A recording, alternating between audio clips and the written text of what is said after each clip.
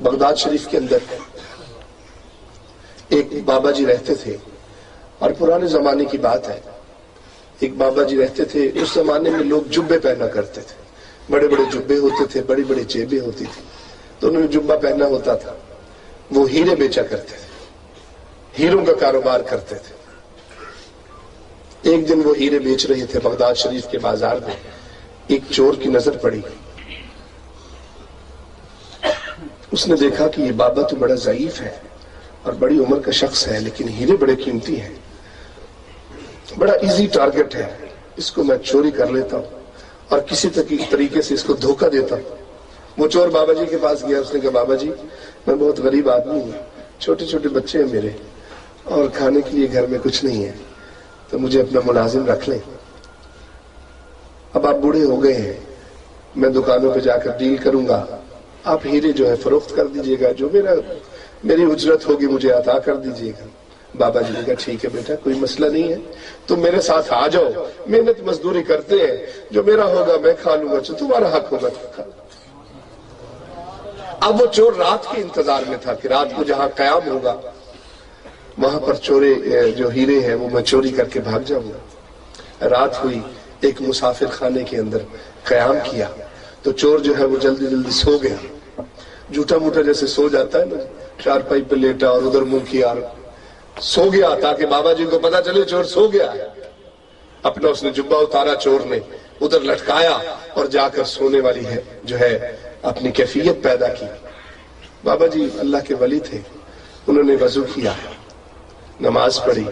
نماز پڑھنے کے بعد جب سونے لگے نا تو اپنا جبہ لٹکایا اور جبے میں سے ہیرے نکال کے وہ چور کے جبے میں ڈال دی، چور کے جبے میں ڈال دی اور لیٹ گئے. جب نیند آئی خراٹے لینے لگے، چور اٹھ گیا. اس نے کہا بابا جی کہ اب ہیرے جو ہے چرا کر میں بھاگتا ہوں. جبہ دیکھا، جبہ میں ہیرے نہیں تھے. ان کی گٹھڑی دیکھی، گٹھڑی میں ہیرے نہیں تھے. جائے نماز بچھا تھا، جائے نماز کے نیچے ڈھونڈتا رہا، زمین دیکھتا رہا کہیں کوئی جو ہے وہاں پہ جو ہے دبا نہ دیے ہیرے. اوپر دیکھا، نیچے دیکھا، دائیں بائیں، کہیں ہیرے نہ ملے. اور جب تہجد کا وقت ہوا وہ بابا جی پھر اٹھ گئے، نماز ادا کی. فجر کا وقت ہوا، نماز ادا کی. چور سو رہا تھا، اس کے جبے میں سے ہیرے نکالے، اپنے جبے میں ڈالے. جبہ ڈالا اور چور کو اٹھایا، چل بیٹا مزدوری پہ چلتے ہیں. دوسرا دن آ گیا، دوسرا دن بھی ایسے دیکھا. اس نے کہا یار جبے تو حضرت صاحب کے پاس ہے، ہیرے تو حضرت صاحب کے پاس ہے، تو یہ پتہ نہیں رات کو کہاں چھپا دیتے ہیں. کوئی ان کے پاس جن ہے جو رات کو غائب کر دیتے اور دن میں آ جاتے ہیں. دوسرا دن گزر گیا، ہیرے بیچتے رہے. رات ہوئی، پھر وہی کیفیت ہوئی. 3 دن گزر گئے، چور ڈھونڈتا رہا، ہیرے نہ ملے. تیسرے دن چور گیا بابا جی کے پاس. ان کا بابا جی میرے بچے ہے نہیں، میری تو شادی نہیں ہوئی اور میں تو ہوں چور اور آپ کے ہیرے چرانے آیا تھا اور اب میری ہوئی پڑی ہے. بس مجھے یہ بتائیے آپ ہیرے کہاں چھپاتے ہیں؟ یہ کیا معاملہ ہے کہ رات کو ہیرے غائب ہو جاتے اور دن میں ہیرے آ جاتے؟ تو بابا جی نے فرمایا کہ تم نے بیٹا کہاں کہاں ہیرے ڈھونڈے ہیں، ہیروں کی تلاش کہاں کہاں کی ہے؟ اس نے کہا حضرت میں نے ہر جگہ تلاش کی ہے. آپ کا جبہ دیکھا، بستر دیکھا، گٹھڑی دیکھی، ہر جگہ تلاش کرتا رہا، مجھے ہیرے نہ ملے. تو بزرگوں نے بڑا اچھا جواب دیا. اس نے کہا بیٹا کبھی اپنے اندر بھی تلاش کیا اور کبھی اپنے اندر بھی جھاتی پائی ہے؟ اور ہیرے تو تیرے اندر ہی ودے ہن، ہیرے تو تیرے اندر ہی موجود تھے، تو باہر ڈھونڈ رہا ہے. چیز تیرے اندر پڑی ہے، نہ کر منتا خاج خزر دیا. تیرے اندر آپ حیاتی ہوں، دودھ کے اندر مکھن ہے، نکالنے کا گر ہوتا ہے، بس جو سکھا دے اس تک پہنچ جاتا ہے.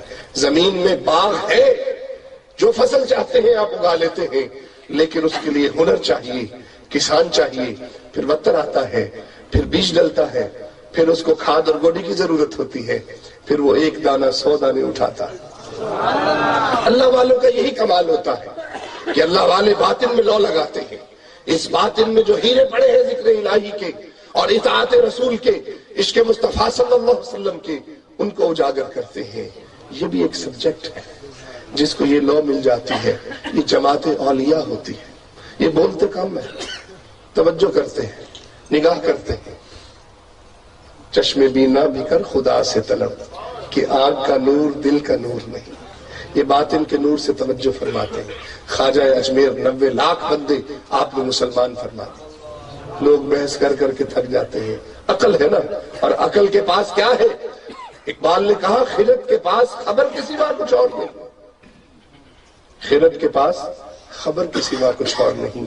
تیرا علاج نظر کے سوا کچھ اور نہیں.